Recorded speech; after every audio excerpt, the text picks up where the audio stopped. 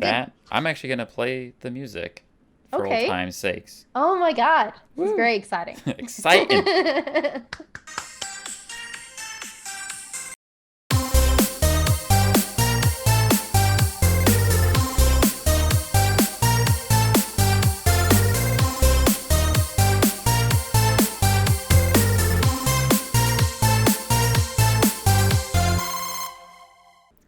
What's up, replayers? Welcome to the Replayer Podcast. I'm your host this week, Dan, and of course, joining me is my co-host, Pagan.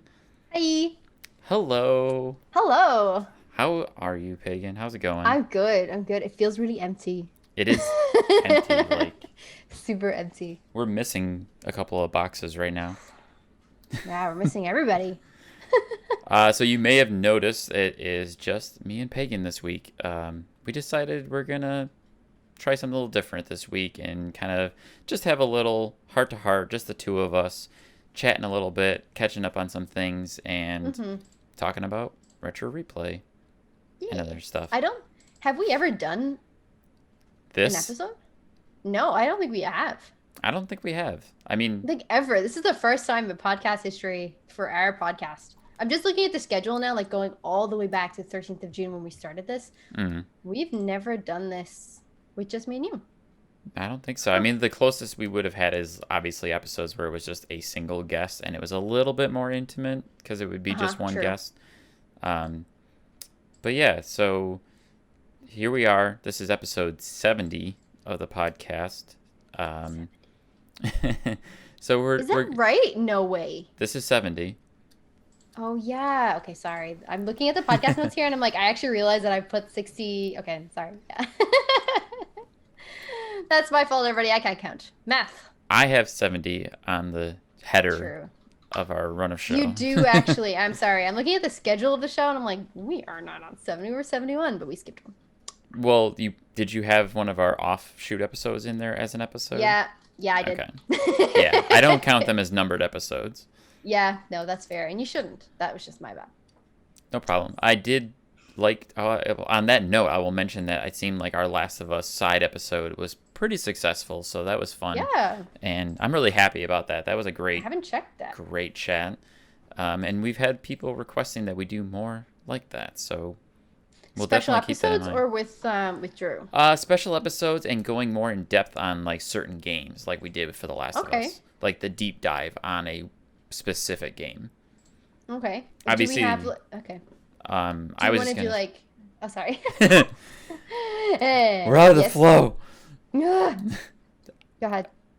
I was gonna say that it would be more like, because Last of Us is such an involved game. There's so much going on around it. There's obviously the big pop culture and the zeitgeist around Last of Us that makes it a hot topic to have a deep conversation with. But not to say that there won't be others like Cyberpunk. I think Cyberpunk could be a good one. I really want to play that one. So yes, yeah, that'd be great. So I would like to actually, I mean, potentially, I would like to get Assassin's Creed Valhalla. I haven't picked up an Assassin's Creed game since the first one. Really? So don't know if I should or not. You know, because I think it has changed a lot. So you've only played the first one? Yeah. Okay. So maybe that's not a great idea. I don't know. Should I build? I will say this on that game, if we were going to talk about Assassin's Creed, because I have been playing it and I have been enjoying it. I was a big fan of the original series, like the first series of games, 1, 2, and the 2 expandalones, whatever they were. There was 2 sequels to the second game before they came out with 3. I dropped off the series a bit after that. I dabbled here and there. It's like I played a bit of Black Flag, which was really good. And I did get Origins and Odyssey, but I never really put a lot of time into them because they didn't... I liked what they were doing, but they didn't grab me. So I kind of floated around. Like Odyssey I thought was really cool. Anyways, Valhalla. Love the Viking concept. Love anything to do with Vikings. So that initially is like, I don't care if it's an Assassin's Creed game. I want to be a Viking. I want to go raid and pillage and collect loot. And that's what you do. That's what you do in this game. And it's fun. It's a good time. Yeah. That being said, the Assassin's Creed part of that game feels very thin and minimal for the most part. But it's also there. So, like, half the time I forget I'm playing Assassin's Creed. And then there'll be times where I'm like, oh, this is very similar to Assassin's Creed 1. Okay. And I'll have that little bit of nostalgia for the original games. I've seen hints of that in like the diving off buildings. Like that, I'm kind of like, okay, that brings back memories for Assassin's Creed, the first one. So I'm like, okay, well, maybe this is a little bit more. I think the leap of faith is what that's called, has been in every single Assassin's Creed game. As it should be. It's a great because it's a staple. Yeah, it's a great little mechanism. Yeah, it's cool. When I'm talking about the parts of it that actually feel more like Assassin's Creed are the target-focused assassinations. So, like, okay, yes. Where you get a specific target and it says, we need to put this person down because they're causing this problem or that problem and we need to stop it. And you'll have to actually pursue this person and you'll have to follow a string of events leading up to it. And it's more Viking-y. I'm making up words as usual. That's fine. Because like the way you do it is more pillagey. It's more like we have to raid this castle. We have to get this guy out of that castle. And then they'll usually run away and you chase after him. But then you'll catch up to them and you'll eventually assassinate them. And it does the Assassin's Creed thing where you kill them, but then you kind of see a vision of them talking. Yeah. So that's like the very Assassin's Creed heavy parts. Oh, okay. Yeah, so it's definitely got me interested in revisiting the series again and going back and like trying to play some of the older games again. But I am very much loving what is here in Valhalla, especially the settlement building. So a big part of doing the raids is getting supplies and using those supplies to build up your own settlement. So there's a little bit of like an Animal Crossing-esque town building part to it, I guess. What? Yeah. Yeah, okay. I don't know. I think that sounds cool, but I mean, Animal Crossing for me was just a bit of a... Some are hit and miss, and that was definitely a miss for me. Yeah, I know it's a very popular game, but it's definitely not one for me as far as Animal Crossing goes. Just, nah. But Cyberpunk, I think Cyberpunk is going to be good. Cyberpunk looks interesting. It looks very, very good. In terms of like Cyberpunk at the moment, I'm kind of like, I was so in with the first trailer that we got, and then it's just been dragged on so long now that I'm like, I can't help but be more invested in this. And Alana Pierce is in it. Oh, is she? I wasn't sure about that. You didn't know that? Oh, yeah. She's on, I think she's like a side quest. Okay.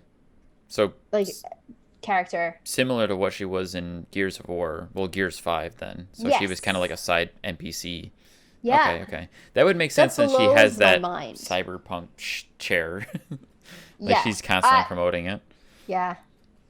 I can't gush enough about Alana Pierce. We all know this. Mm-hmm. Like Alana Pierce and Barbara Dunkelman, I'm just like, big hearts. You do love... like, big hearts. Like, I can't help it. They're inspirational women. They're hardworking. The women in the industry. You look up to them. It's what it is. Yeah. And she's working for Santa Monica now. She got hired at Sony, working at Santa Monica Studios to be a junior game writer. I believe was her title. It's very cool. Very cool. So cool. Happy for it. But yeah, so I'm incredibly invested in Cyberpunk 2077.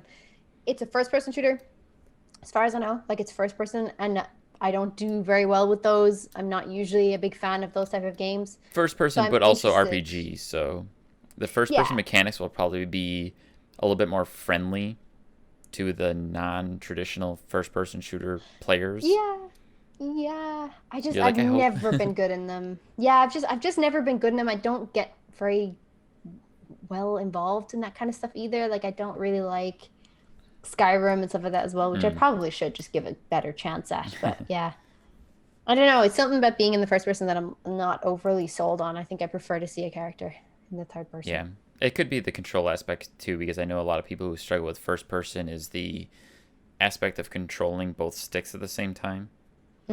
And in third person games, you generally don't have to do that. You can kind of stick to one stick at a time. True. For the most part. Very true. It could just be like a motor skills kind of thing. Yeah. I don't know. I've been playing games for too long, so. Fair. You're an old man.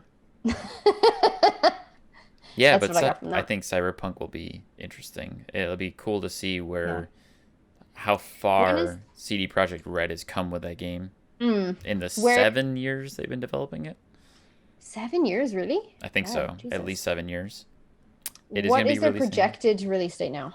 As of now, it's December 10th. Oh, really? Yeah. The day before Game Awards. Interesting. Not that would matter because they wouldn't be in the running for Game Awards this year. At least. No, not at all. Not at all. Yeah. I think the cutoff is November 1st. Yeah. To be included in the Game Awards. Yeah, for the previous year or for the year gone. Yeah. So yes, it is. Speaking of the Game Awards, they also announced their nominations for the Game of the Year. So I'm going to struggle to remember all 6 of them, but fill me in if you can. Okay, I got it. Hades. Yep. Last of Us 2. Yep. Ghost of Tsushima. Yep. Animal Crossing. Yeah. Doom Eternal. Yeah. Yep. And I'm going to miss the 6th one. I have it. And Google's. Wait, no, I have it on.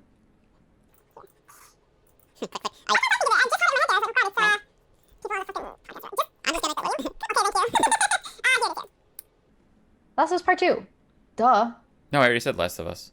1, 2, 3, 4, 5, 6. Oh, sorry. Final Fantasy VII Remake. Final Fantasy VII, is actually on. Yeah, I thought you said that for some reason. Sorry. No. Yeah. And just like that, Pagan found the answer. It's Final Fantasy VII Remake. Yeah. So. Oh, yeah. Interesting. I didn't. I thought you said that. Maybe I was thinking of it. I said Last of Us. Okay. I didn't say Final Fantasy. Oh well. That was the one I missed. That's what it is. There you go. So. Still a very good game. I can understand the. On that list, how do you feel about that whole list altogether? Ooh, okay. So, I literally have not played any of these games except for The Last of Us Part 2 and Animal Crossing for a decent amount of time. So I haven't cleared Animal Crossing. I've just But you played Final Fantasy as well. I've played a little bit of it. I've played like basically the introduction and the first bit of the game. I'm nowhere near like the halfway point or anything. Gotcha. But it is beautiful. And the fact that it was remade from like a classic game, I can understand the nostalgia. I can see how they've made the improvements in character design, everything. It's a beautiful game. Gorgeous score, good acting. Like, I can see why it's up there. I really, really can. I've never played Hades. Ghost of Tsushima, I have been so excited about since it was announced, and then it was released in June or July, and I have still not picked that up. I just have not had any time. And the problem with games like that is, I think, especially with Ghost of Tsushima, like you just need time to play. It is a long game. It's a long game, but it's beautiful, right? And it's just. Yeah, it's been out for 4 months now? Yeah. Was it 4 months? And I still haven't beaten it. I actually just went back to it the other day now because I reinstalled it on my PS5, so I can actually play Ghost in like the higher resolution with a higher performance on the PS5. And oh my god, it's a brilliantly beautiful looking game.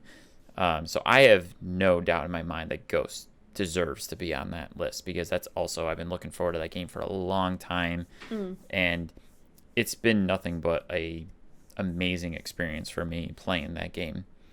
I'm actually a little surprised that Final Fantasy is on that list. I'm more surprised at Animal Crossing being on that list.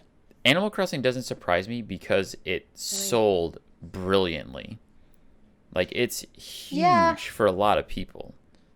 Like, that game is massive to a lot of people. Like, it might not have registered with you and I, as we have discussed already.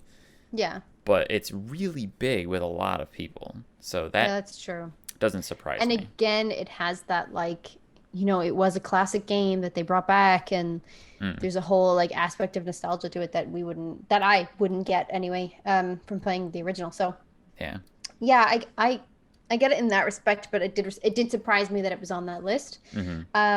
With Hades, I've never played it. The gameplay looks incredibly interesting, but Hades has been nominated for a lot of awards, and I think that like that could pretty much be the seal of the show, kind of like Greece was last year. Greece, Gris. Oh yeah. I know what you're talking about. The indie game from last year, like they just swept at the awards. Like they took home a lot, and I think Hades will be the same this year. Yeah, Hades doesn't surprise me. If it'll be And I think Game of the Hades Year, might but win a lot. Like, I don't know if it'll get Game of the Year, but I wouldn't be surprised no. if it got, like, would it count as an indie? Because it's made by Epic, I think. Yeah, no, I think it is. It's actually nominated in Best Indie Game. So that wouldn't surprise me because I've played a little bit of Hades, and it is phenomenal. Like, the voice acting is top notch. The art style is brilliant. It's a beautifully stunning game to actually play and see. And the story and the narrative, the little bit that I've experienced, I was like, wow, okay, this is very impressive, and I see what they've done with this game because it was in early access for a long time. The only thing I'm a little bothered by that didn't get on that list was Star Wars Fallen Order, because Really? that game came out late last year, so it didn't qualify for True. last year's Game of the Year awards. And I love that game, and I will sing its praises all day and night.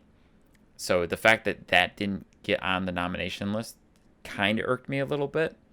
But then again, the 6 nominations we have are still very good. And I'm like, I could easily take Final Fantasy VII off that list and put Star Wars in there, in my opinion. I haven't played the Star Wars one, so I actually wouldn't know in comparison. I've seen bits of it, but I wouldn't know in comparison. I think Final Fantasy VII is a very beautiful, brilliantly done game. And then Um, I haven't played it specifically myself, but I've also heard a lot of people talk about how they don't like that game because it's not true to the original enough. oh, really? Yeah, I have so many fans I've heard mixed feelings. here. Yeah, see, I've had like so many fans here, like in my whole household and like our family households and stuff like that, where they're just like they gush over that game. That game is the best game ever, and I don't know anything about like being true to the original, to be fair, but they were all fans of the original. So I feel like if it was in any way dishonest to the portrayal of the characters and the portrayal of the story in the original, then I know like Adam and his brothers and everybody would be like hardcore, nope, that game. Yeah. But I would say they're not. They play it over and over and think it's amazing. So, as an outsider who hasn't played that game yet, and I probably will eventually one day, yeah. I would say the biggest knock to that is the fact that it's a part 1. It's not a complete game. It's not the full game. And they've asked people to spend $60 on a portion of what was the original game. I don't mind that, considering the portion that you're paying for is a lot more in depth than the original. Yeah, and I got exactly. That so too.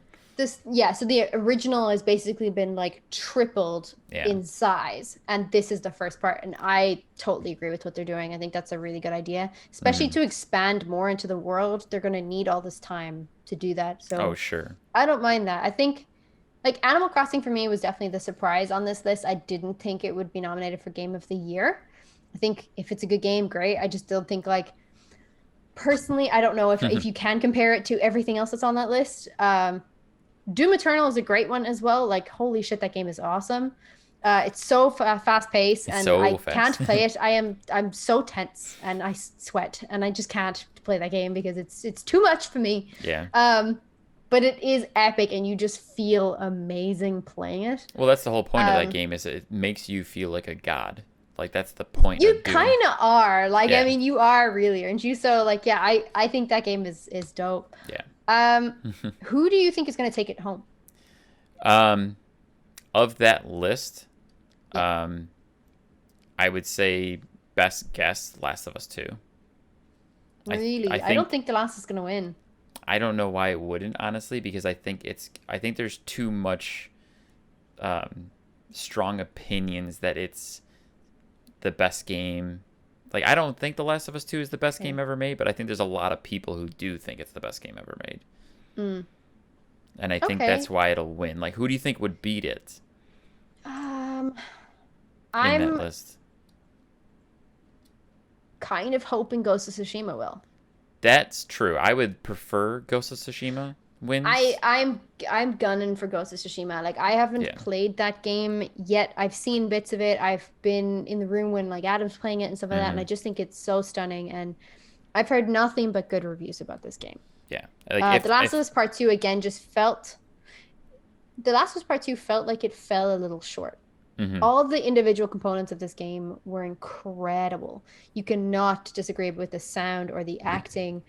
or like the character, I guess, growth, especially on Abby's side. But it's more just like, I understand where you're coming from. There's a lot of contention around The Last of Us Part 2 and a lot of opinions about it. But I just feel like Ghost of Tsushima would have just edged a victory. Well, to the point, you asked me, who do I think is going to win? Yeah. Not who do you want to win? Well, you think is going to... You do genuinely think The Last of Us will win? I want Ghost of Tsushima to win. But I think Last of Us will. I don't think The Last of Us is going to win. I think Ghost of Tsushima is going to win. I hope they do. I would love it. And that would definitely be the game I would vote for. Yeah. Like I would vote for Ghost of Tsushima. I have been having more fun with Ghost of Tsushima over The Last of Us. So that's would clearly be for me. Like I've said, as soon as I started playing Ghost, it's my top contender for Ghost of the Year. Or Game of the Year. Ghost of the Year. Ghost of the Year edition of Ghost of Tsushima. Ghost of the Year goes to Lisa Robertson. Are you talking about Donna Harris? Donna Harris. Shouting at Donna Harris. It's a Phasmophobia joke from Liam and Todd's Get Good. Please go see that. Oh, theirs was Lisa Robinson. Okay. Lisa Robinson. Yeah. Ours was Donna Harris. That's the Ghost of the Year right there. Yeah. The Ghost. Not Jin Sakai, but not Lisa Jin Sakai. Lisa Robinson. Yeah. Jin Sakai close second. But yeah, I love Ghost, and I think it deserves it as far as being a game all around, having everything that any one person would want out of a game. Ghost for sure. Yeah, I would agree. I think Ghost should and will win it. I'd be very happy. There's a lot of people going for The Last of Us, but I've been disappointed before at most of the Game of the Year awards. I'm almost always like, how did that game win? Like, how? What got Game of the Year last year? Is it Death Stranding? No, sorry, Sekiro. Yeah. I was surprised that Sekiro won Game of the Year last year, but it also depends on... IGN gave Game of the Year to Control last year, but the Game Awards gave it to Sekiro. Yeah, I feel like I follow Game Awards, though, more than I would follow IGN's vote. Although, I mean, still valid. The Game Awards is the more really publicized thing, but it's also... Not to knock them in any way, but they're I would say the less official. They've kind of only in the last few years like, hey, we're the Game Awards because nobody else has done it before. Which is wild. Yeah. Like 100%. Which just blows my mind. Like the BAFTAs have a Game Awards. Yeah. I didn't know this until somebody was on a flight home from London to LA after being at the BAFTAs for the Game Awards, and my mom, because they stored the BAFTA in the airplane security safe, and they were like, it was a really interesting. This is a really interesting side tangent, but anyway, this guy who was a game maker, I had his card somewhere. I hadn't heard of the games that he was playing or making, and I think he won something at the BAFTAs. Him and his team, and he was bringing home the BAFTA. And he was on the flight home from London to LA, and my mom was on the flight as well, and so was I. Wow. I was in first class because my mom was an air hostess, and that was one of the perks that I guess I could have had. It was very nice of the cabin manager. Thank you, cabin manager, for letting me do that. But I was in like first class or something, and this guy had the BAFTA in the fucking air security place that I guess people put shit in the safe. Yeah. And my mom came up to me and she was like, "Do you want to go see the BAFTA? Like, do you want to like touch the BAFTA? Take a look at it." Yeah. She's like, "Don't touch a BAFTA." And my response was no, because if I ever touch a BAFTA, I want it to be my own BAFTA. Like, it's such a weird thing. And like at the time I am still like acting and stuff like that. And I just felt like I was like, you know what, if I ever win a BAFTA, that's the only time I want to touch BAFTA. I don't want to just be like, oh my God, let me hold your BAFTA. Like, I don't want to.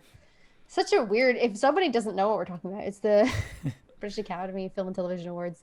But they have a Game Awards, and that's what that person won. So that was really cool. I can respect that, especially from like a creative, personal side of like the mentality behind that of like, I don't want to dishonor somebody else's award. In a sense, it's cool. Yeah, it's the same thing. Like if there was an Oscar on board, and they were like, "Hey, do you want to go touch the Oscar? Like, do you want to hold the Oscar and get a photo with it?" No. If it was mine, I want mine. it to be mine. Like, I want to hold that and take it home and get it personalized. Like, I don't want to touch somebody else's BAFTA. And then I also have this weird, like, it'll just jinx it. I gotcha. If I actually go intentionally open the safe, look at the BAFTA, or go and touch the BAFTA, I don't believe that's going to be bringing me any good luck. I feel like I gotcha. Like the superstition around it. It's bad juju, yeah. So I'm just like, nope, I'm good. Thank you. Really appreciate the offer. Thanks. So yeah, who knows? One day I'll take a picture of my BAFTA. Yeah. If we're talking about the Game Awards, Hades was originally announced at the Game Awards in 2018, and it was first announced alongside the release of the Epic Game Store.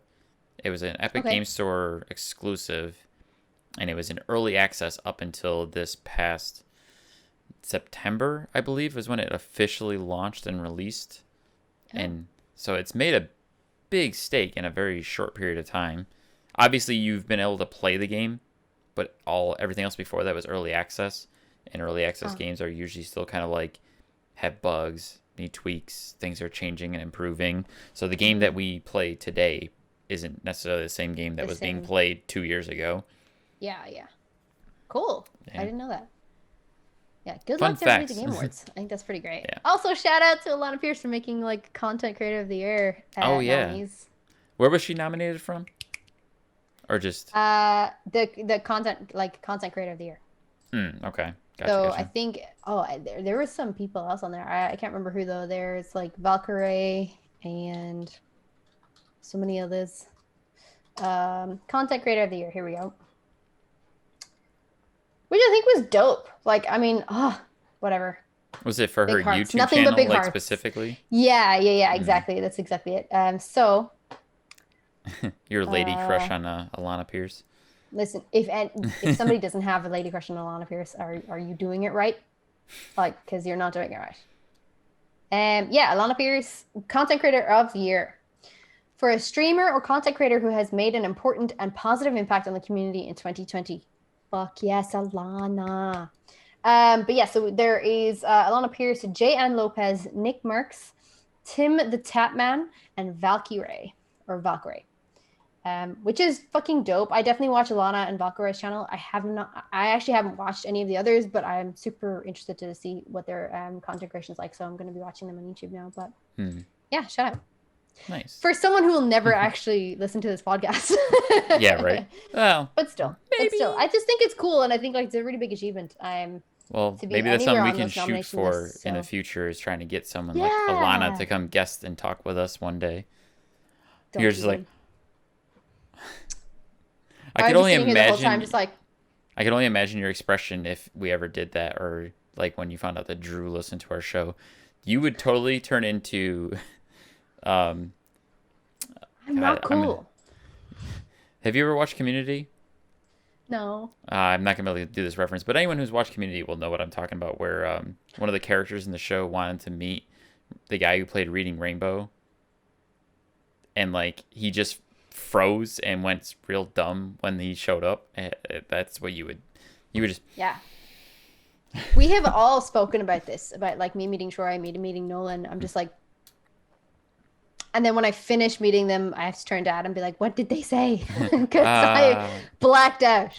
I would be like, "I'm not cool." I don't. Speaking of cool, let's segue this, because I actually don't know how Drew keeps his cool meeting everybody on the show that are like so influential to like big parts of like the game industry or the animation industry, and I'm like, how do you keep your cool? Like, how do you just like you're just chill? He definitely is a big fan, and he's a massive nerd, so like he gets to meet some pretty amazing people, and I know he's a massive fan of like Alan Tudyk and Nathan Fillion, and this week's guest that they had on, Rob Paulson. He even said in the live chat, like, "Oh my god, Rob Paulson knows my name." Like, he sounded like a giddy little schoolgirl. It's so cute, and I feel like, I mean, who wouldn't be like that? I mean, honestly, even just Nolan North playing Uncharted, and you're sitting in the same room. Does that not just blow your mind, Drew? Does that not just blow your mind? Drew. When he goes, crap. Like, I'm just not cool. This is why I have to be in Ireland. Like, I don't work with them on set because I'm so uncool. That's the reason why you're in Ireland. That is the reason. Not COVID, not the fact that I live here. It's just all because I'm very uncool. I'm sure they tried a trial run where you actually worked on set, but you just weren't cool. So they're like, "Nope, you gotta go." I was just not cool enough. Just in case anyone's wondering about the particulars of your internship. Why. Yeah, the particulars of my internship. I live and work in Ireland because I'm too uncool to be on the show. Yeah, sounds about right. Yeah, yeah. And Rob Paulson especially is like just the biggest voice. Like him and Jess Harnell are just the biggest voices of childhood. Yeah. Like I cannot fathom. It's like, stunning to look at either of those men's like IMDb lists. IMDb? And you're just like, every freaking name on this list is a cartoon character I used to listen to or watch when I was a kid. And it's just mind-boggling. Yeah. Like Ninja Turtles for me is just like, really, that was one of my favorite shows as a kid. I never knew that he was the voice of Raph. So Animaniacs was my version of that. Because I didn't really watch Teenage Mutant Ninja Turtles. It wasn't really my jam. But I watched a lot of like Comedy Central and what's it called? The Cartoon Network. Yeah. And Animaniacs was always on. And I just love that show. Yeah, I watched a lot of Animaniacs too as a kid and growing up. Like that also was another one of those shows that I just obsessively watched. A lot of those WB cartoons that had like Steven Spielberg attached to them. And like Animaniacs was unique in that because Steven Spielberg produced it and it constantly made fun of his own material. Yeah, I loved that. And it was such a great... I'm sure Steven Spielberg has a really good sense of humor. Yeah. Like, you cannot like Animaniacs and not have a good sense of humor. Mm-hmm. I mean, even the announcement trailer for the new Animaniacs has Steven Spielberg in it while poking fun at Jurassic Park. And it's like, he's got to have a good, spirit or like mindset to have that like ability to make fun of himself in the content that he creates. Yeah. I just think he's a special guy. He's super talented, and to invest in something like Animaniacs, which are such a literally zany concept for a cartoon that was self-aware and like just poked fun at the industry and made a lot of adult jokes in their cartoons, and just beautiful. Yeah, beautiful. And it translates so well now, and like you said, it is being rebooted on Hulu. So if anybody hasn't seen the Animaniacs, you have now got a chance because they are coming up with all new episodes now in 2020. So that's fucking dope. But yeah, I couldn't get enough of these guys. And when I saw Rob was going to be on the show and Animaniacs, I was like super excited. Yeah. So just to kind of like go into it, if you're watching this and you watch the episode of Retro Replay and you don't happen to know who Rob Paulson is, if the show didn't give you enough context, here's a little background on Rob Paulson. He is a voice actor, and he's done many, many roles over, film, television shows, video games. He's most well known for his roles as Raphael and Donatello in the original Ninja Turtles TV series, and he did Yakko in Animaniacs. Like, that's what Pagan was saying. That's where she knows him most from. He also did the voice of Dr. Scratch and Sniff, as well as Pinky. Like, everybody knows Pinky. Everybody knows the voice of Pinky. And, of course, Carl Weezer from Jimmy Neutron. I personally didn't watch that show, but I know that character and I know that voice.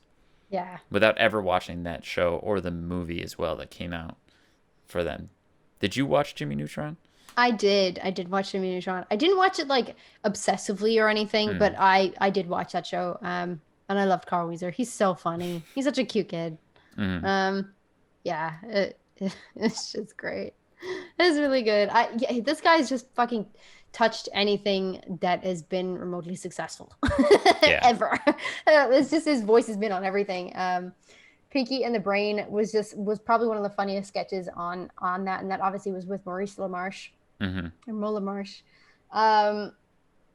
that's probably one of the most famous cartoon characters of all time, Pinky and the Brain. Oh yeah, for sure. I used to quote Pinky and the Brain constantly in high school. Yeah. And just the naff, like that ridiculous voice of Pinky's and the stupidity. Yeah. I didn't know this, but apparently Rob Paulson modeled Pinky off of Frank Spencer from a TV show or a sitcom on BBC called Some Mothers Do Have 'Em. Mm-hmm. If you ever seen that show, like you would totally get that reference. Like that just clicked for you right now.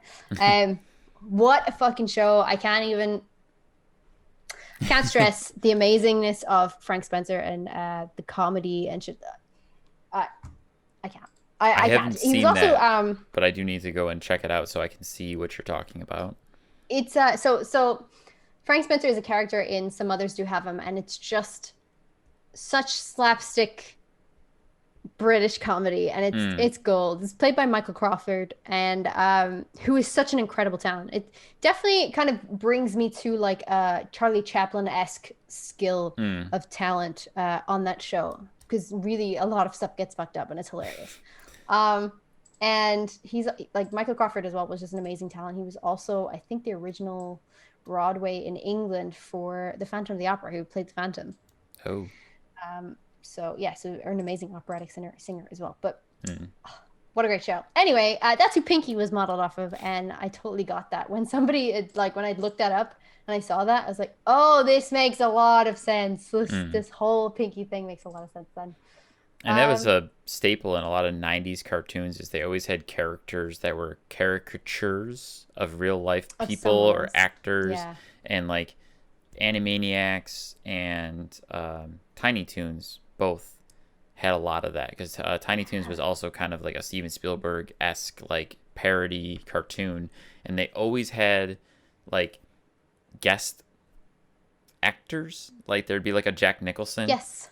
And it was always like somebody impersonating Jack Nicholson, or you had somebody impersonating a celebrity of some kind in some of the episodes that they were like guest appearing, and it was usually like, is that actually the actor, or is it just somebody who does a really good impersonation?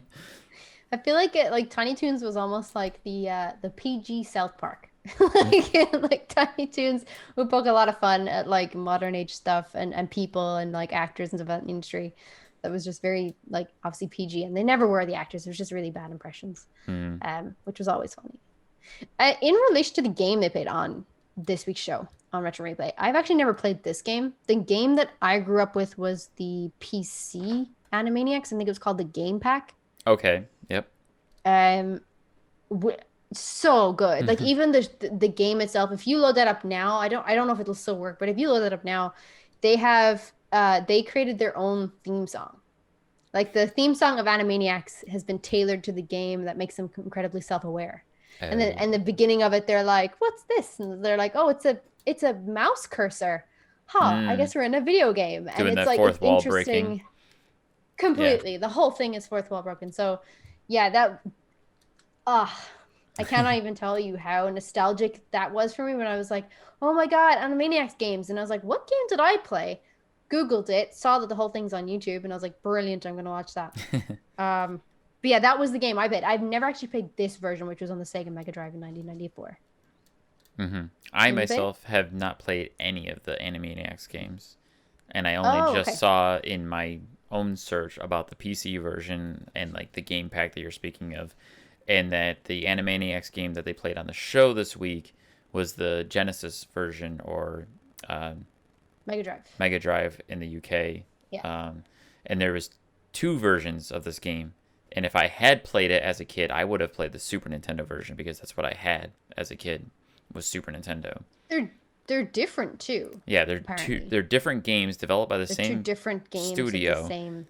And they have slightly different play styles. They have similar storylines where they're basically trying to stop Pinky and the Brain from taking over the world. But they have slightly different narratives and slightly different gameplay, which is interesting that they would be different on the 2 different consoles. That's like, what if Assassin's Creed came out now and was different on the PlayStation 5 than it was from Xbox, or the PS4 from Xbox One? Like, how weird would that be? I mean, honestly, a really good marketing technique. Because people like you and me who have both consoles would be like, well, I guess I got to get both. I mean, I guess you could make a comparison that sometimes one console will get exclusive content or DLC that the other doesn't. So I guess that would be similar. That's true, actually. Yeah. In one way or the other. Yeah. I had the note on here, though, that this game did look and feel very similar to the Tiny Toons game that came out a few years earlier, called Tiny Toon Adventures Buster Bust Loose. It was made by the exact same studio about 3 years prior, and I played that game. I had that game for Super Nintendo, and I played the bejesus out of that game. Like, I can't even count how many times I've beaten it. And it's similar to Animaniacs, where it was very self-aware. I've never played that game. Yeah, interesting. I've never played that game. I also didn't play this one, though, and I don't know when the game pack came out. Do we know? Was it 96? 97. Okay. Came out in 97. So that's the one that I remember playing. Oh, I'm gonna go download this game. Sorry, I just Googled it, and I'm like, please be still available somewhere. Is it available? I need to play this again. I don't know. It's on Amazon.com, but I don't know if I can even put that in. Would it be like a floppy disk? Jesus, I don't even know. That listing was removed on Amazon. Probably. Fuck, that was such a good game, though. Oh my god. If I can download that somewhere. If somebody knows where I can get this game, Animaniacs Game Pack from 1997, it was a PC game. Please put that in the comments below, because I want to download that and I will stream it. Like, I don't care. It's such a good game. There's a few and other it has all the audio from games the guys too. as well. GameSpot. Yeah, there's been loads over the years. Yeah. I think the ones that they used, obviously, I think almost the original, or the first ones that came out. The Animaniacs, the first ones from 1994, and the Nintendo or the Sega. But the ones that I had, the one that I played in 97, had actually had the voices of everybody who were playing Animaniacs anyway. So.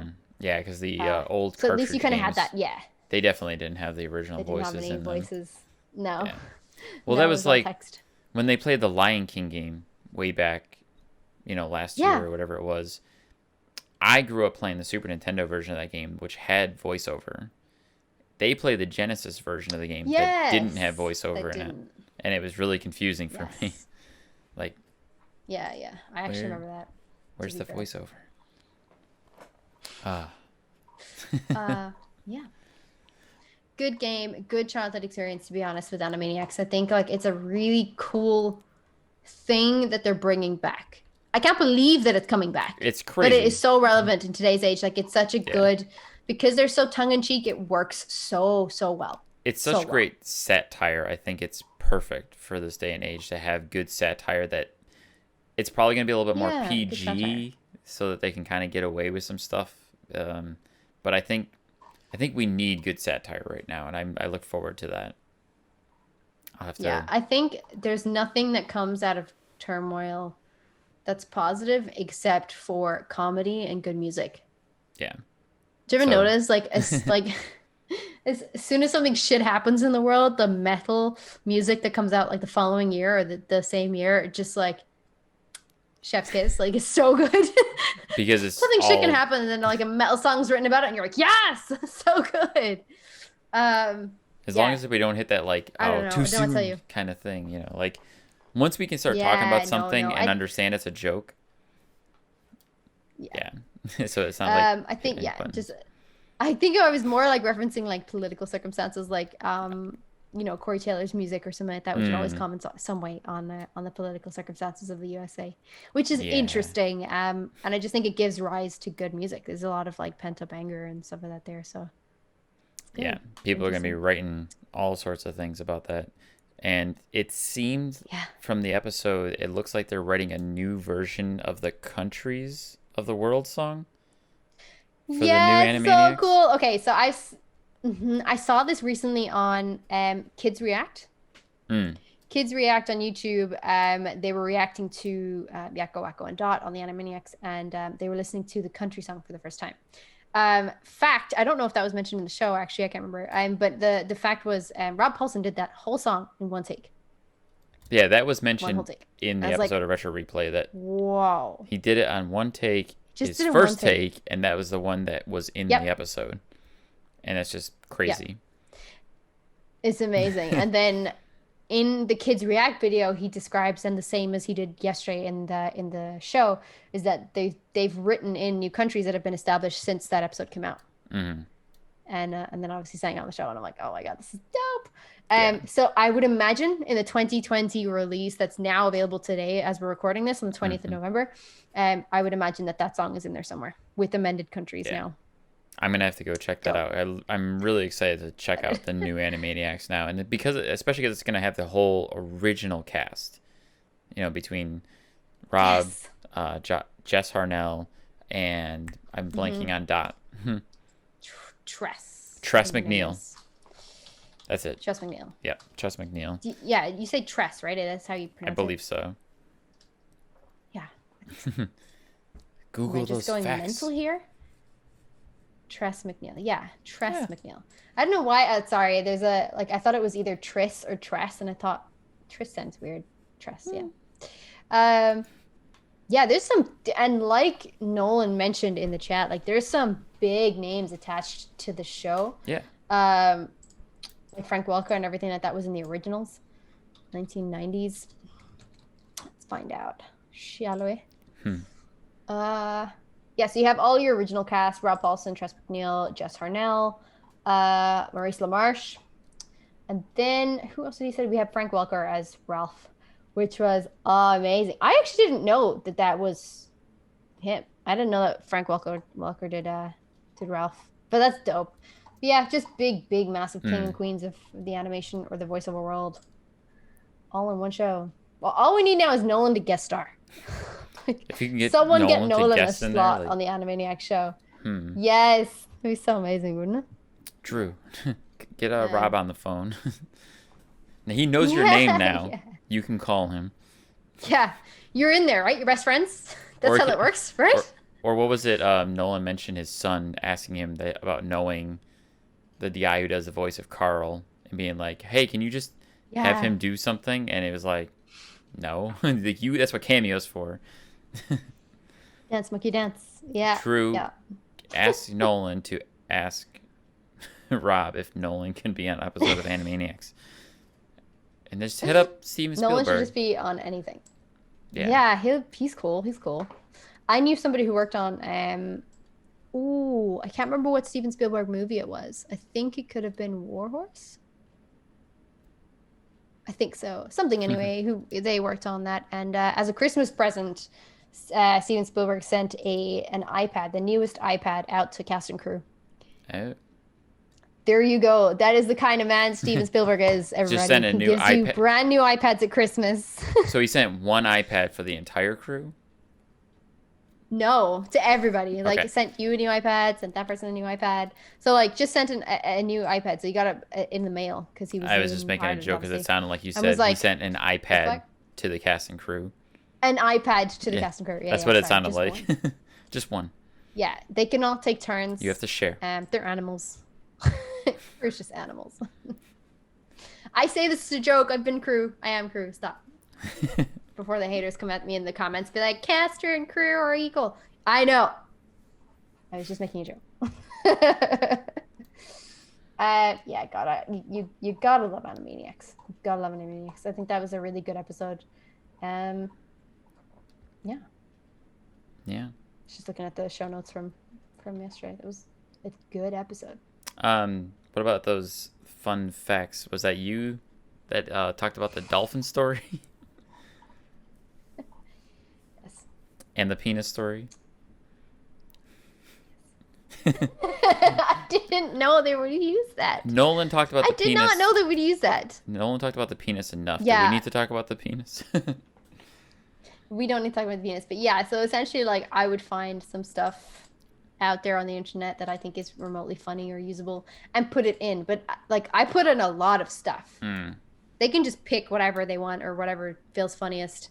I did not know they would go with that. Yeah, latch onto that. That's funny. No, I didn't know they would do that. Yes, that was really funny. When I was reading that story, what really fascinated me was that guy is trying to claim disability. As a payment, a service, because he can't work, he can't eat, can't whatever. And I'm like, oh my god, kind of reminds me of the guy in The Boys. Mm. Did you ever see that show? Yeah, we talked about The Boys last week. The guy in the there's a thing where like something happens and they break into this, I don't know, essentially like hospital or prison or something like that. And this guy's like speciality or like his special powers is that he has an overly elongated penis that could like, I guess, strangle you and reach out like an extra limb and stuff. That's exactly what that reminded me of. So that's why I put that in there. And then they used it, and I was very shocked. I haven't gotten to that part in The Boys yet, apparently. Oh, have you not? No, it's okay. No. You'll see it. That sounds like something. It's actually been a very big meme. It's been a big meme, so it's not super spoilery or anything. You'll see. I gotcha. Yeah, that was funny. I did not expect to tease that. I was in tears yesterday watching this. Right after the Manscaped segment as well. Of course, of course. Unless that must have been the thing. Like, we're talking about timing. Manscaped, so now we have to talk about this guy claiming to have the largest penis, which is weird because I feel like I would have. Yeah. Well, I was gonna say like at one. I would have been like. Let's talk about penis and then segue with Manscaped. Yeah, that's how I would have done it. Mm-hmm. I had thrown in the live chat too. I was like, you're talking about this guy claiming to have the largest penis in the world, talking about the length and the girth and the weight, and like they said it was 2 pounds. And I had put in the live chat. I was like, didn't Nolan at one point claim to have a 4-pound penis? Yeah.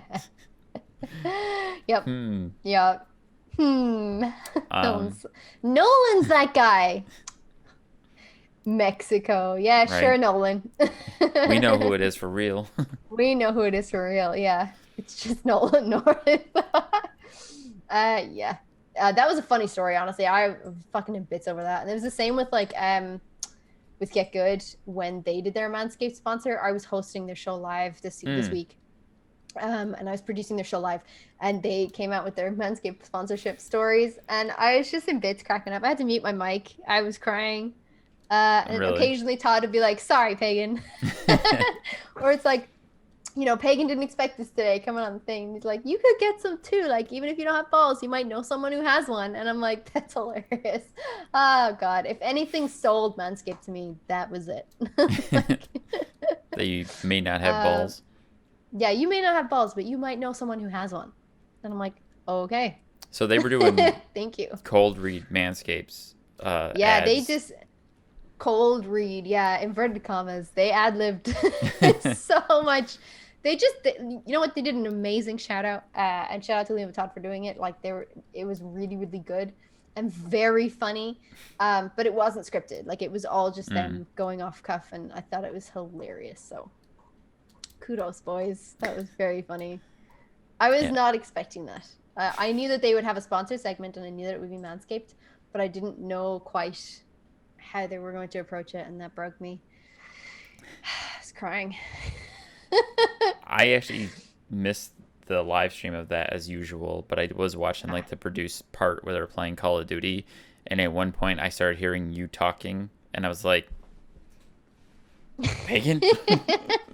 I was very confused, and then I'm like, oh, okay, I know what's happening now. She's being Drew. I was Drew for that episode. Yes, indeed. I've done it twice now. It was very, very fun. I absolutely love it with the guys. They're so much fun. Yeah, I got a lot of that. I got a lot of that in the live chat. Like, who's the Irish chick? Or where's Drew? Drew sounds different. I got a lot of those. And I was like, yeah, Drew, MIA today. Like, it's me. I like how they had their little, like, Tim Tam break at one point, too, where they're like, oh, I got Tim Tams. Oh, I got Tim Tams, too. And how did they do that? They didn't coordinate that. They just had Tim Tams. Is it just me, or they so delicious? They seem to be always eating every time I'm watching that, too. It's a 3-hour stream, you know? They are hungry people. I tend to do that, too, sometimes. Like, if I'm doing a long stream, like, I gotta have a snack or something. I have to snack if I watch them or producing them because I have to stay awake, and like their content is thrilling, but then when I'm staying awake my stomach starts grumbling, so I need to have snacks.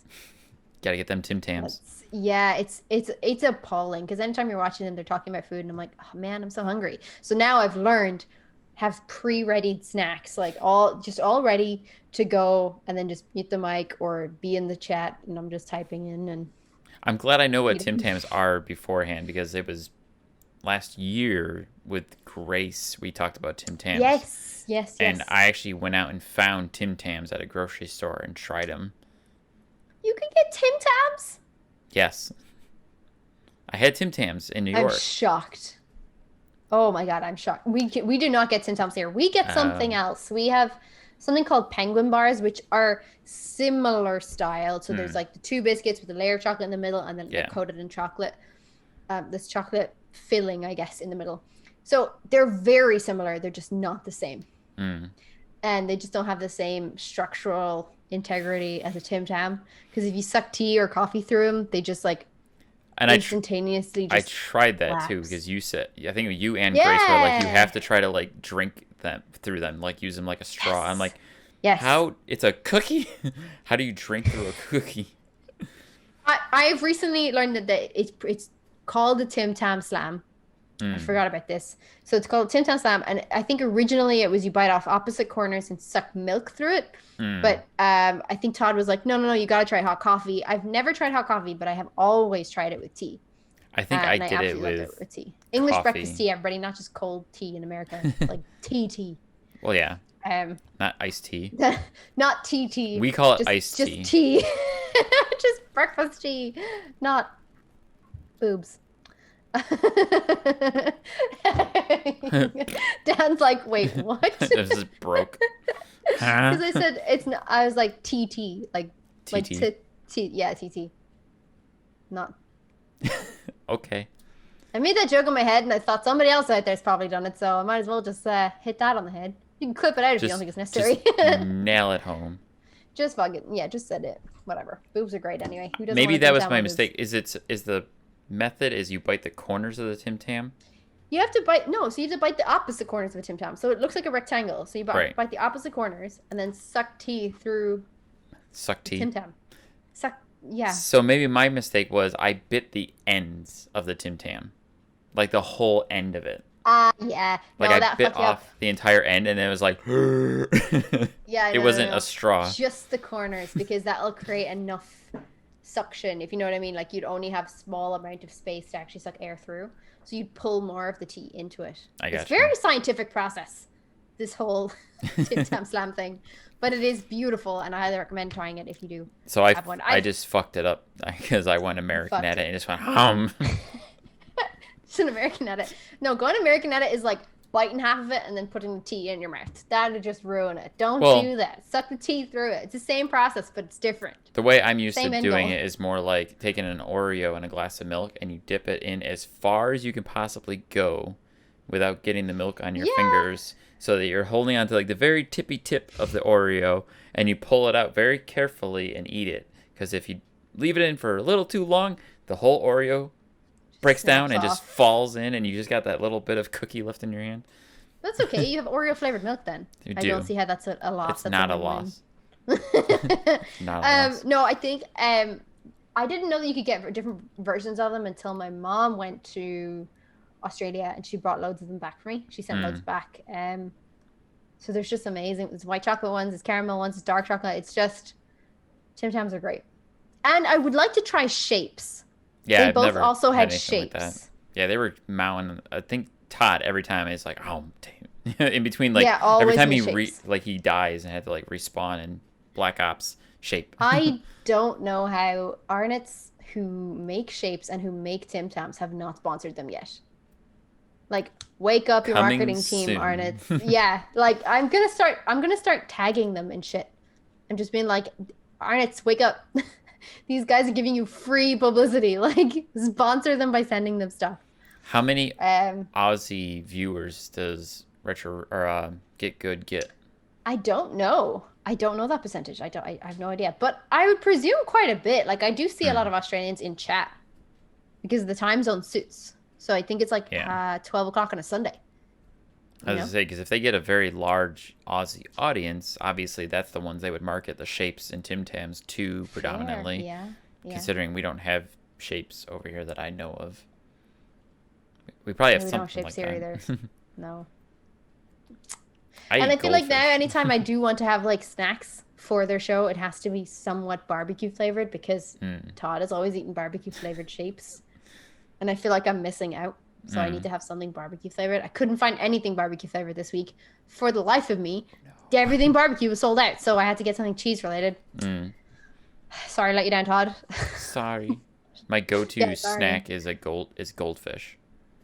They're cheese crackers, right? Pretty much, yeah. They're just baked cheese crackers. We don't have. I don't think we have goldfish. We have something similar though. They're in the shape of fish, and they're just cheese crackers though. I think they're just called that in the store here. Fish crackers. They're not. Yeah, they're just cheese crackers. I'm sure they're tasty as fuck. I've not actually tasted them though. I love goldfish. I can just How did we do this? Every time we're on the podcast, we always end up talking about food. We always end up talking about food. You start making me hungry. Well, I can blame Todd this time. Well, blame Todd for everything. Listen, he's fine. I will say, Todd is really good at Call of Duty. Really good at Call of Duty. Like I was watching him, and for a moment, I'm like, is he actually fighting real people right now? Because he was just downing everybody, and like he did not die too often, and he was getting streak after streak, and I was like, damn, like Todd's kind of killing it right now in this. Very impressed. It's really interesting to see their strengths as well. Like, I mean, in Fortnite and Call of Duty, it seems like Todd has maybe just more experience about it. And I think like as Liam gets there, like Liam's getting way good at Call of Duty as well. Like I was watching their stream today, and they were both first and second in the whole battle royale. So I was like, oh, amazing.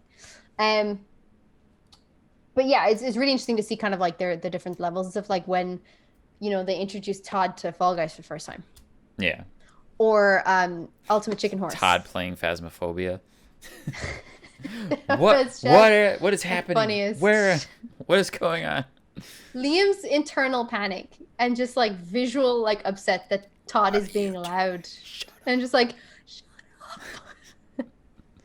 I just thought that was so funny. It's one of those great things about that game too, is the fact that it is like mic on, the audio's listening.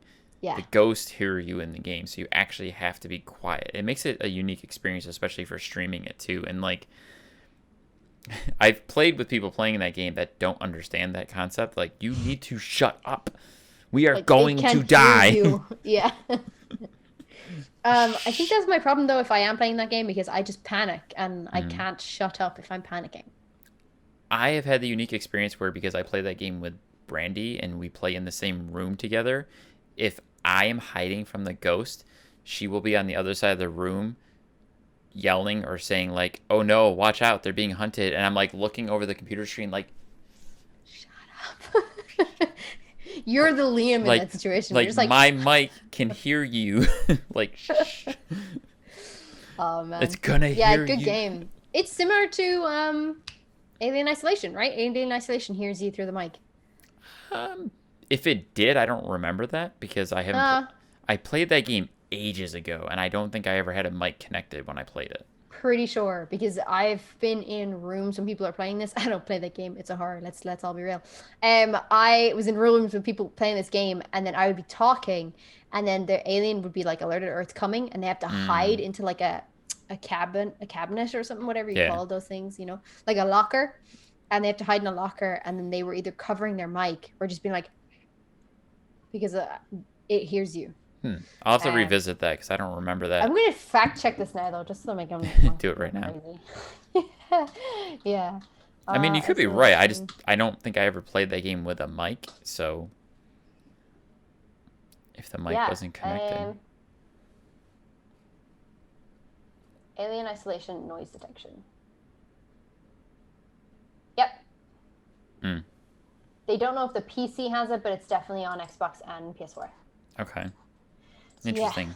The noise detection in games is incredibly interesting. I really like that aspect, though. And I think the PlayStation 5, now that it's been launched and everything, that's going to have this kind of stuff, right? Where you blow on the mic and you can do stuff like that. And obviously, it's not like feeling the wind from your breath. It's just like hearing the noise in the mic. Yeah. Well, that's interesting. I love that kind of stuff. I love that kind of like external factors that are helping implement your game. On that notion, the PlayStation Vita had that functionality. Right. Yes. where Yes. Yes. there was a microphone built into it, and certain games would utilize you blowing on the mic to do certain actions in the game. And now the PlayStation 5's DualSense controller has a built-in mic on the controller that allows you to do certain things like that for gameplay. And I have been able to experience it in Astrobot, or Astro's Playroom is what it is on the PlayStation 5. There's certain parts in the game where it'll give you like a windmill, and you have to blow into the microphone on the controller to make the windmill spin.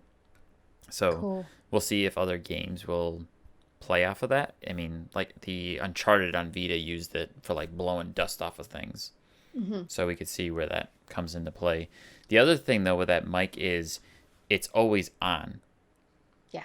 And that's weird.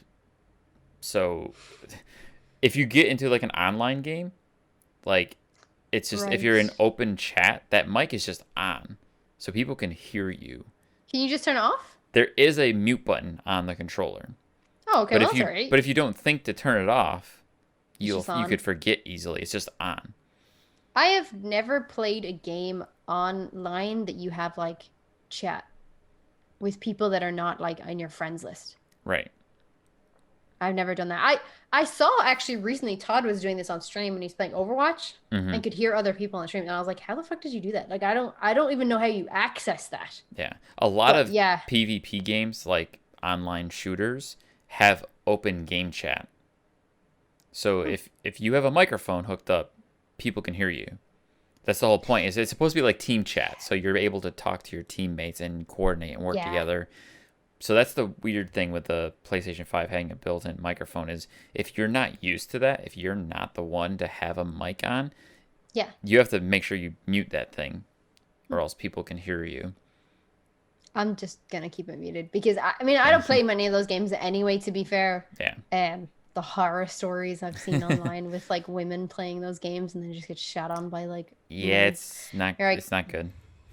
Yeah, so I only play, like proximity chat or whatever with friends or in-game play chat with like actual like what do they call it? PlayStation party chat. So me specifically, I'm more inclined to play with a headset regardless, but this is still kind of cool for people who might not have a headset, so it's kind of like true because like you think about the PS4 when that first came out, it came with that little one cord, one earpiece. That was the headset. That was the microphone. And that thing was garbage. so bad. I still have that. Yeah. So I think this is kind of like a cool, better version of that. But I kind of wish it didn't. There might be a setting you can change in the PlayStation that defaults it to mute. Yeah. But there's a little button on the controller now that you can press to mute the mic. For those of you on the waiting to get your PlayStation 5 when you can get one, which I hear they might be coming back into stock for Christmas. Nice. So hopefully everybody can start getting their PS5s. I should get my PS5 tomorrow. Oh, nice. Our PS5 tomorrow. So yes, maybe next week we can have a chat about it and actually talk about PS5 mechanics and stuff. I'm very, very excited. The one thing about PS5 that I am excited about, other than everything, is the resistance control on the triggers. Yeah. I really am interested to see that, especially in games where you utilize a bow, like Lara Croft or like Tomb Raider or Horizon or anything. I'm really interested in that kind of stuff. Definitely play Astro. I'm happy to see that. Yes, and we're gonna we'll be playing that probably tomorrow night when I have time off work. Because Astro right away utilizes those triggers and makes you feel how they work, and it's actually quite impressive. I was really surprised at how detailed the resistance is in those controllers, and you do actually have moments in that game where like Astro gets a bow and arrow and you can shoot the bow. Cute. So you'll get to feel that. Astro's right now is the main game that utilizes the resistance and all the functionality of the DualSense. I think it's controller. The poster, right? It's supposed to be it's built for it, yeah. Yeah, it's like it's built around everything that makes the PlayStation 5 great, so that you can really utilize it. Yeah. If you get your PS5 and you can crack into that bad boy, I'd happy to go more in depth and ask you like, how'd you like Astros? Like, do yourself a favor, spend a few hours with that game. It's not long. Okay. You can beat it pretty quickly, especially if you're not worried about 100%ing everything. But it's worth it. I actually think it's a surprisingly good experience. And if nothing else, Astro has me more excited for Ratchet and Clank than anything. Nice. Okay, cool. Because I feel like it kind of sets the groundwork of what Ratchet and Clank will be when that game comes out. And if Ratchet and Clank utilizes the DualSense controller like Astro's does, it's going to be phenomenal. Awesome. Yeah, no, I'm really looking forward to it. I'm happy to talk about that next week. Yeah. One downside, though.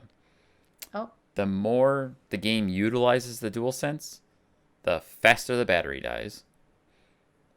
Really? It burns the battery out pretty quickly. How quickly? It depends. I feel like with Astros at full like blast, like just playing the game with all the settings at normal, it burned out the controller in maybe 3 hours.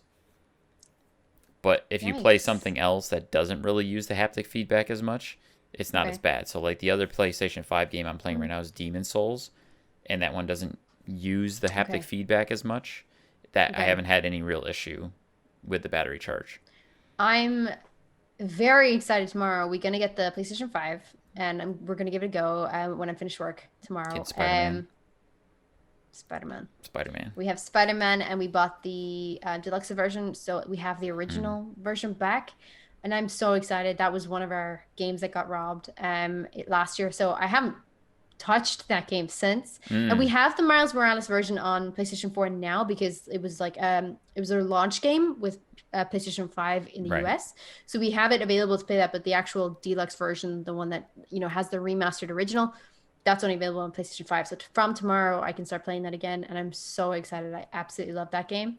Yeah, so I'm hyped for that. I'm like getting more excited for that. Nice. Yeah. Seeing the old games play on the PlayStation 5 is really cool too. Like they look pretty dang good.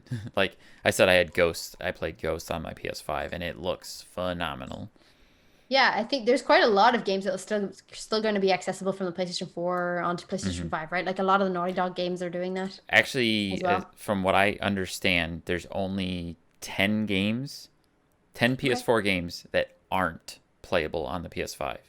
Really? Wow. Okay. So every PS4 game other than that 10 are available on the PS4 or PS5. And there's of course the PS5 or the PS4 collection, the PS Plus collection.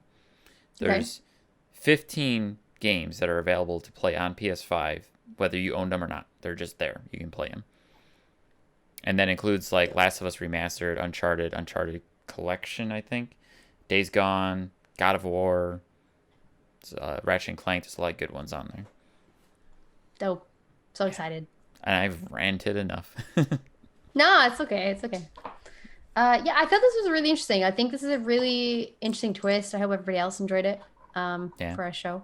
Trying something a little different this week. And I think, I really enjoyed it. I think our chat is great. I like having chats. I like chats. I am talkative. It's like if you see me outside of, retro replay things and people say like, oh, you're so quiet now. That's weird. I'm like, people listen to me talk enough. Yeah, everybody hears me talk a lot, so I'm good. Yeah. But we're definitely going to, keep the replayer guests coming in. We want to keep meeting replayers and getting to know you guys. We're going to keep having, our friends and replayer friends all back on here because, as we know, we're all friends after you come on. And we're all friends now. And now we're all friends. Yeah, so like if you guys still want to be on the show, or if you have been on the show and you want to be back on the show, just email us to thereplayerpodcast@gmail.com. Hit us up on DMs on Twitter, social medias, which is linked in the comments below. Or potentially we are going to be having a sign-up sheet pretty soon in the next couple of weeks. So keep an eye out for that. But in the meantime, you can catch us on Gmail. Yes. And, we're going to change things up a little bit. We're trying a few new things with the growth of the show and everything. We still want you guys to come on. We still want to get to know you guys and meet you. But we might have a few more episodes like this, a little bit more deeper dive, personal stories and things like that. And, it'd be great to have a little bit more intimate conversations with some of the other replayers too. So I'm excited for that. Yeah, and if you guys have like comments or feedback, pop them in the comments below. That's we always check them. We always check the comments. If you don't want to leave a public comment, again, pop us a DM on socials, which is also linked in the description below, or thereplayerpodcast@gmail.com. Perfect plug. Yeah, you're welcome. You're welcome. Cool. So we want to wrap it up in here and call it a night, and we'll throw out our socials and say goodnight. Or Absolutely. Absolutely. Game over. Bye. Start us off. Game over. Yeah, you can catch me at Pagan Plays on Twitter, at Pagan_Plays on Instagram and Twitch, and at Pagan Space Plays. So Pagan Plays on YouTube. Yep. There's no underscore, and it's not together. It's just Pagan Plays. And I am Stark Evil Vash on every platform as far as Facebook or Instagram, Xbox, PlayStation, what have you on there. And I am Stark Evash on Twitter because why not? Why? Why not? Stark you. Why? With a Y? That's right. Oh, Dan. Nod to Uncle Noli this week doing the why not response. Yeah. Oh, very good. Very good. All right, guys. Thank you for hanging out with us tonight. And game over. Thanks, everybody. Bye. Oh, wait. Do we have the outro music? I'm going to play the outro music. Oh, my God. I'm so excited. Outro music, I engage. I love the outro music.